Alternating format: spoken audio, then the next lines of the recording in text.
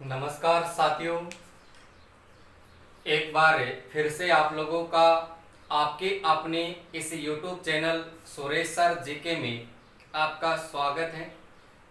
देखिए दोस्तों, पिछले वीडियो में हमने चर्चा की थी कि जो चंबल नदी है, इस चंबल नदी की कौन कौन सी सहायक नदियाँ, उन सहायक नदियों की अपन चर्चा कर रहे थे।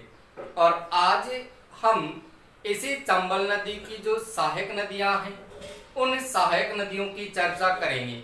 यानी पहले हमने पढ़ा चंबल नदी की सहायक नदियां, अब जो चंबल नदी की सहायक नदी है, उनकी सहायक नदी कौन कौन सी है और वो कहां कहां से निकलती है। तो देखिए दोस्तों, सबसे पहले तो यहां से अपन चंबल नदी की बात करते हैं कि चंबल नदी की ऐसी कौन सी सहायक नदियां हैं जिनकी भी अलग अलग सहायक नदियां प्राप्त होती है। देखिएगा, यहां से देखते हैं तो सबसे पहले नाम है आपके सामने चंबल नदी का। आपको पता है कि ये चंबल नदी जनापाओ की पहाड़ी आपके सामने ये मध्य प्रदेश में। और इसी चंबल नदी की बात करें तो यहाँ से जब ये जनापाओ की पहाड़ी मध्य प्रदेश से निकलती है, तो निकलने के बाद में ये जो चंबल नदी है, ये जो आपके सामने देखिए जो चंबल नदी है, ये चंबल नदी सीधी अपना जल है वो कहां पर लेकर जाती है, तो याद रखिएगा ये आपके सामने यमुना नदी में लेकर के चली जाती है। यानी ये अपना जल है वो कहां लेकर जाती है, तो ये यमुना नदी है, इस यमुना नदी में अपना जल है वो ले जाती है। लेकिन इनकी देखिए कुछ सहायक नदियों की बात करें तो उन सहायक नदियों में देखिए सबसे पहले बात करेंगे अपन मेज नदी की, और मेज नदी के बाद में बात करेंगे काली सिंध नदी की। यानी पहले अपन बात करेंगे मेज नदी की और मेज नदी के बाद में देखिए काली सिंध नदी की। तो उनकी जो सहायक नदी है वो सहायक नदी देखिए आपके सामने कौन कौन सी और कहां कहां से प्राप्त होगी। यहां तक अपन देखते हैं इस चंबल नदी को। अब देखिएगा, सबसे पहले देखिए मैंने आपको पिछले वीडियो में कहा था कि चंबल नदी की एक सहायक नदी है जिसका नाम है मेज नदी। यानी मेज नदी को हमने पढ़ा था कि ये जो मेज नदी है, ये मेज नदी देखिए निकलती कहां से है, तो मेज नदी है ये कहां से निकलती है, ये बिजोलिया से निकलती है। कहां से निकलेगी? बिजोलिया से। और बिजोलिया आपका कौन से जिले में है? भीलवाड़ा में। यानी बिजोलिया भीलवाड़ा जिले की बात करते हैं तो यहां से आपके सामने देखिए ये मेज नदी निकलती है, और ये मेज नदी भीलवाड़ा जिले से निकलती है। और वहां से निकलने के बाद में, यहां से निकलने के बाद में ये नदी देखिए आपके सामने कौन से जिले में आती है, तो यहाँ पर कोटा जिले में आकर के आपके सामने देखिए चंबल नदी में मिल जाती है। यहाँ पर देखिएगा, इस प्रकार से हमने पढ़ा था कि मेज नदी है ये बिजोलिया भीलवाड़ा जिले से निकलती है। और वहां से निकलने के बाद में, ये जो मेज नदी है, ये मेज नदी कोटा जिले में आकर के आपके सामने देखिए चंबल नदी में मिल जाती है। तो यहाँ पर देखिए आप देख सकते हैं, यहाँ पर ये चंबल नदी में मिल रही है। लेकिन जब इस नदी की बात करें तो ये भीलवाड़ा जिले से निकलने के बाद में ये नदी राजस्थान में आपके सामने देखिए कौन से जिले में बहती है? बूंदी जिले में बहती है। और बूंदी में बहने के बाद में ये नदी देखिए आपके सामने यहाँ पर कोटा जिले का एक भाग है जिसका नाम है नोटाना। नोटाना का नाम आ गया सेनपुर। यानी सेनपुर की बात करें या भैंस खाना की बात करें तो ये सेनपुर या भैंस खाना जो कोटा का भाग है, वहां पर आकर के ये नदी है आपके सामने मेज नदी जो चंबल नदी में मिल जाती है। लेकिन इसी मेज नदी की अगर सहायक नदी की बात करें तो उन सहायक नदी में आपके सामने एक नदी तो आती है जिसका नाम है कुराल नदी। कौन सी नदी है? तो याद रखिएगा कुराल नदी। ये कुराल जो नदी है ये आपके सामने देखिए बूंदी जिले से निकलती है। और बूंदी जिले से निकलने के बाद में देखिए बूंदी में जाकर के कौन सी नदी में मिल जाती है? तो याद रखना दोस्तों आपके सामने ये मेज नदी में मिल जाती है। यानी कुराल नदी है ये बूंदी जिले से निकलती है और बूंदी से निकलने के बाद में देखिए बूंदी में जाकर कौन सी नदी में मिल जाती है, तो आपके सामने देखिए मेज नदी में मिल जाती है। इसी की एक सहायक नदी और आती है जिसका नाम है आपके सामने मांगली नदी।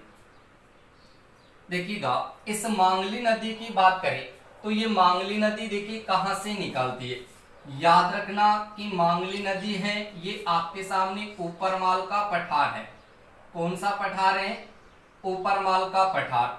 वहां से ऊपरमाल के पठार से देखिए ये मांगली नदी है वो निकलती है और वहां से निकलने के बाद में सॉरी आपके सामने देखिए मांगली नदी है ये कहां से निकलती है, तो ये भी आपके सामने देखिए बूंदी जिले से निकलती है। कहां से निकलती है? बूंदी जिले से निकलती है। बूंदी से निकलने के बाद में देखिए बूंदी में आकर के कौन सी नदी में मिल जाती है, तो याद रखना आपके सामने ये मेज नदी में मिल जाती है।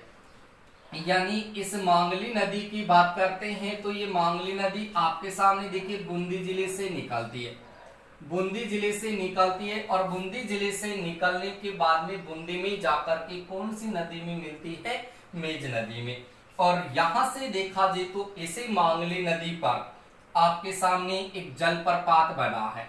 यानी इस मांगली नदी की बात करते हैं तो मांगली नदी पर एक जलप्रपात बना और उस जलप्रपात का नाम है आपके सामने भीमलत जलप्रपात। यानी इस भीमलत जलप्रपात की बात करते हैं तो ये भीमलत जलप्रपात देखिए कौन सी नदी पर बना है, तो याद रखना कि भीमलत जलप्रपात है ये मांगली नदी पर बना हुआ है और कौन से जिले में बना है, तो याद रखिएगा बूंदी जिले में। और इसी मांगली नदी की एक छोटी सहायक नदी आती है और उस सहायक नदी का नाम है दोस्तों आपके सामने गोड़ा पछाड़। कौन सी नदी है? गोड़ा पछाड़ नदी। ये गोड़ा पछाड़ नदी भी आपके सामने देखिए इस मांगली नदी की सहायक नदी है और ये सहायक नदी यहाँ से बूंदी से निकल करके बूंदी में आपके सामने मांगली नदी में मिल जाती है। और ये जो कुराल नदी है ये कुराल नदी निकलती है आपके सामने ऊपर माल के पठार से। कहां से निकलेगी? ऊपर माल के पठार से निकलेगी कुराल नदी। कुराल नदी ऊपर माल के पठार से निकलने के बाद में बूंदी में जाकर के आपके सामने मेज नदी में मिल जाती है। और इधर से देखा जाए तो यहां से आपके सामने एक नदी आती है जिसका नाम है बाजन नदी। कौन सी नदी आती है? तो यहां से आप याद रखिएगा यहां से एक नदी है और उस नदी का नाम है आपके सामने बाजन नदी। ये बाजन नदी बूंदी से निकलती है और वहां से निकलने के बाद में आपके सामने बूंदी में आकर के आपके सामने मेज नदी में मिल जाती है। तो यहां से आपके सामने देखिए मेज नदी की बात करें बिजोलिया भीलवाड़ा से निकलती है और भीलवाड़ा से निकलने के बाद में ये बूंदी में बहती है और बूंदी के बाद में ये सीनपुर भैंसखाना जो कोटा का भाग है वो कोटा का भाग है वहां पर आपके सामने ये चंबल नदी में मिल जाती है। ठीक है, उसके बाद में मैंने यहाँ से कहा था कि इस मेज नदी की सहायक नदी कौन सी है, तो कुराल नदी है, उसके बाद में मांगली नदी है और उसके बाद में बाजन नदी है। ठीक है, तो यहां से ये बाजन नदी आपको दिखाई दे रही होगी, अगर नहीं दिखाई दे रही है तो यहां से देखिए आप देख सकते हैं इस बाजन नदी को। यानी इसके साथ साथ यहां से देखिए आपके सामने इस प्रकार से एक नदी आती है जिसका नाम है यहां से बाजन नदी। कौन सी नदी आती है यहाँ से? ये बाजन नदी का भाग है। ये बाजन नदी है ये आपके सामने मेज नदी की सहायक नदी है। बाजन नदी है ये किस नदी की सहायक नदी है? तो याद रखिएगा ये मेज नदी की सहायक नदी है जो यहाँ से बूंदी से निकलने के बाद में ये बूंदी में आकर के कौन सी नदी में मिल जाती है, तो याद रखना दोस्तों मेज नदी में मिल जाती है। और यहाँ से कुराल नदी की बात करते तो कुराल नदी देखिए ऊपरमाल का पठार वहां से निकलती है बूंदी में जाकर के मेज नदी में मिल जाती है। और उसके बाद में ये मांगली नदी आपको याद रखना कि बूंदी से निकलती है और बूंदी में बहने के बाद में बूंदी में जाकर के मेज नदी में मिल जाती है। और इसी मांगली नदी पर एक जलप्रपात बना है, उस जलप्रपात का नाम है दोस्तों भीमलत जलप्रपात। जो बूंदी जिले में बना।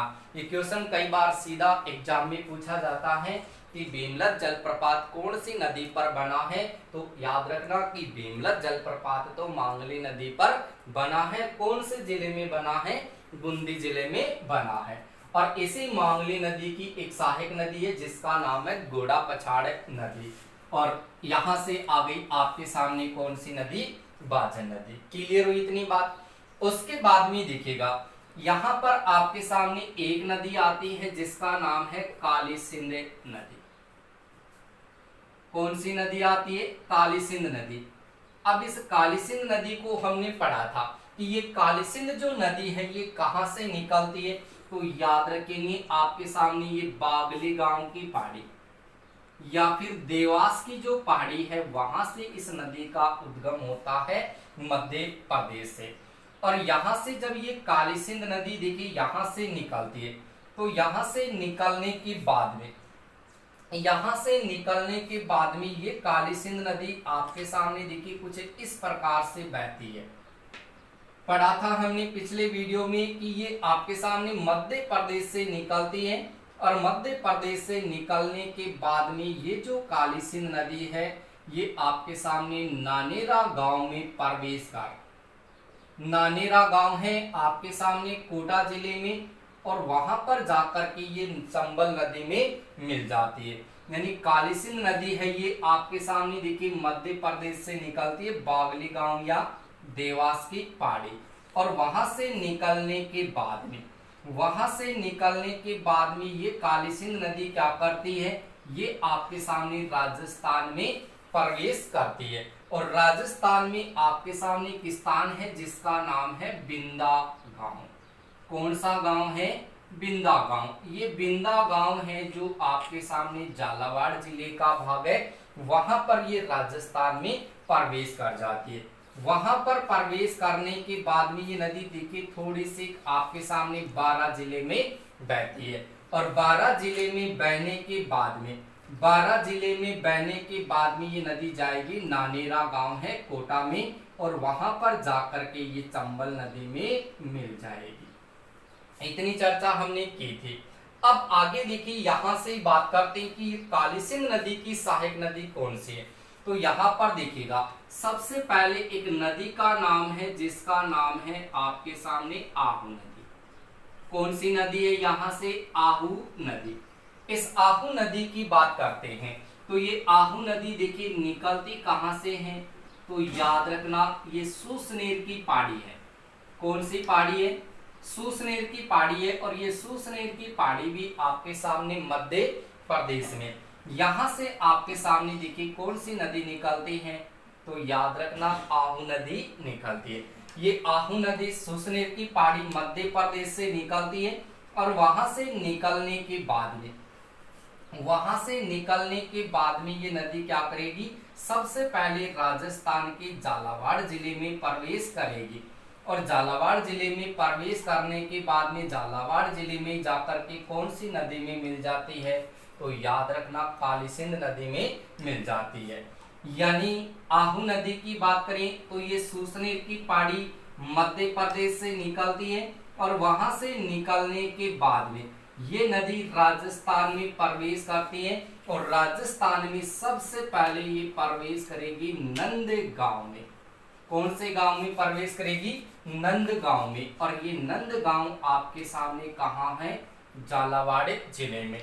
वहां प्रवेश करने के बाद में ये झालावाड़ में बहती है, और झालावाड़ में ही जाकर के आपके सामने ये काली सिंध नदी में मिल जाती है। जहां पर काली सिंध नदी और आहू नदी इन दोनों नदियों का देखिए जहां पर भी संगम होता है, दोनों नदियों का जहां पर संगम होता है वहां पर आपके सामने एक दुर्ग बना है जिसका नाम है आपके सामने गागरोण दुर्ग। यानी जब गागरोण दुर्ग की बात करते हैं तो गागरोण दुर्ग आपके सामने कहां पर है, झालावाड़ जिले में है, जो एक जल दुर्ग की श्रेणी में आता है।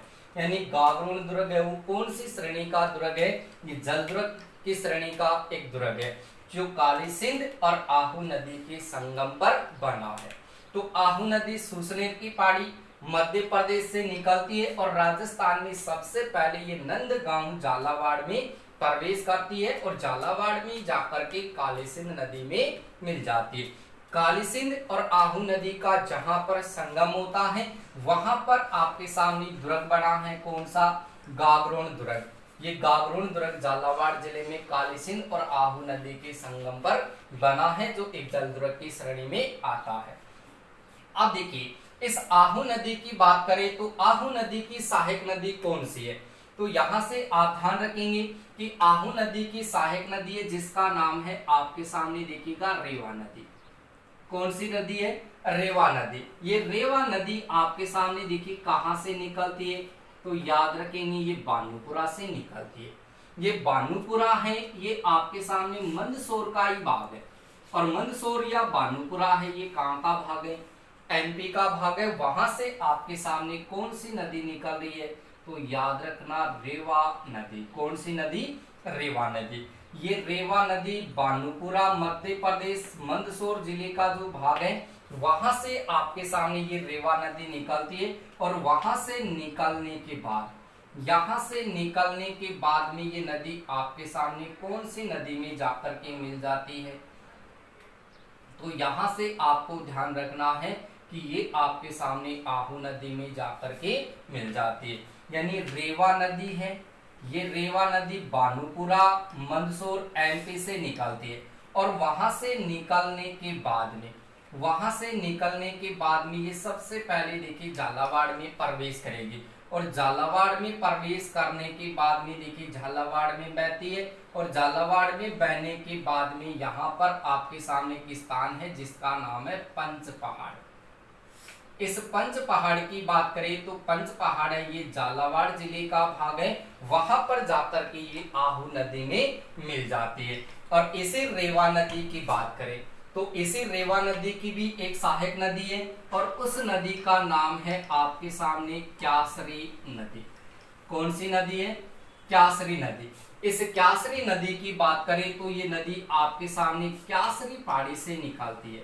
कौन सी पहाड़ी से निकलती है? ये क्यासरी की पहाड़ी है आपके सामने देखिए कहां पर?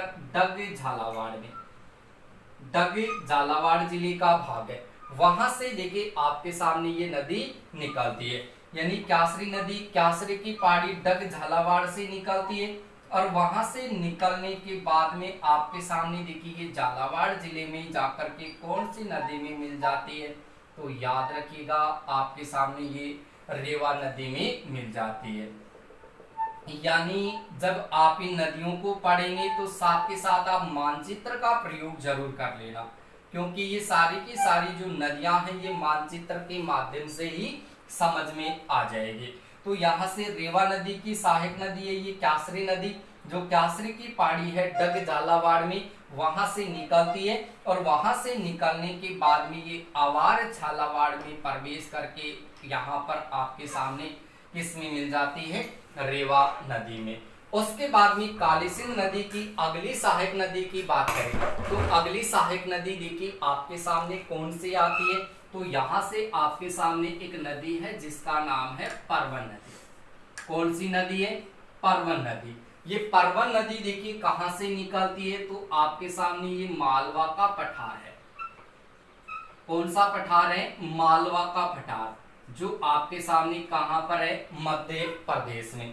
इसी परवन नदी की बात करते हैं तो ये परवन नदी देखिए मालवा का पठार है मध्य प्रदेश में, वहां से निकलती है और वहां से निकलने के बाद में, वहां से निकलने के बाद में ये नदी देखिए आपके सामने कौन सी नदी में जाकर के मिल जाती है? तो याद रखना आपके सामने ये काली सिंध नदी में आकर के मिल जाती है। देखिएगा, यानी इस परवन नदी की बात करें तो परवन नदी है ये मालवा का पठार है मध्य प्रदेश में, वहां से निकलती है और वहां से निकलने के बाद में ये नदी राजस्थान में सबसे पहले कहां प्रवेश करती है? तो याद रखना ये खारीबोर में प्रवेश करती है। और खारीबोर कहां पर है? तो याद रखना झालावाड़ जिले में, वहां पर ये आपके सामने राजस्थान में प्रवेश करती है। और झालावाड़ में प्रवेश करने के बाद में ये नदी देखिए बारा में बहती है और 12 में बहने के बाद में 12 जिले में जाकर के कौन सी नदी में मिल जाती है? तो याद रखना आपके सामने काली सिंध नदी में मिल जाती है। यानी यहां से आपसे ये कहा जाए कि ये जो आपके सामने जो परवन नदी है, ये परवन नदी मालवा का पठार एमपी से निकलती है और वहां से निकलने के बाद में खारीबोर झालावाड़ में प्रवेश करती है। उसके बाद में ये नदी 12 जिले में बहती है और 12 जिले में बहने के बाद में आपके सामने एक स्थान है पलायता का, जो आपके सामने 12 जिले का भाग है। वहां पर आपके सामने ये कौन सी नदी में मिल जाएगी? काली सिंध नदी में। इसी परवन नदी की बात करें तो परवन नदी के किनारे पर, परवन नदी के किनारे पर आपके सामने देखिए एक शेरगढ़ दुर्ग बना है। यानी परवन नदी की बात करते हैं तो परवन नदी के किनारे पर ही आपके सामने कौन सा दुर्ग बना है? तो याद रखना आपके सामने शेरगढ़ दुर्ग बना है, यानी शेरगढ़ दुर्ग। इस शेरगढ़ दुर्ग की बात करें तो शेरगढ़ दुर्ग ये 12 जिले में इसी परवन नदी के किनारे पर बना हुआ है, जिसको आपके सामने किस नाम से पुकारा जाता है? तो याद रखना कि मैंने आपको एक चंबल नदी के बारे में भी बताया था और यहाँ पर मैंने यहाँ पर शेरगढ़ दुर्ग बताया है। तो शेरगढ़ दुर्ग ये जो 12 जिले का भाग है, इसको तो कोसवर्धन दुर्ग कहा जाता है और उस शेरगढ़ दुर्ग जो धौलपुर में है, इसको क्या कहा जाता है? तो याद रखना दक्षिण का द्वारगढ़, इसमें ठीक है। तो शेरगढ़ दुर्ग कहा जाएगा इसको, यहाँ पर 12 जिले वाले को। तो ये तो आपके सामने कोसवर्धन दुर्ग और उसको कहा जाएगा दक्षिण का द्वारगढ़। इसी आपके सामने परवन नदी की बात करें तो यहाँ पर आपके सामने एक अभयारण्य है जिसका नाम है शेरगढ़ वन्य जीव अभयारण्य। यानी यहाँ पर शेरगढ़ वन्य जीव अभयारण्य की बात करें तो वो अभयारण्य आपका कौन सी नदी के किनारे पर बना है? तो याद रखना आपके सामने परवन नदी के किनारे पर बना हुआ है।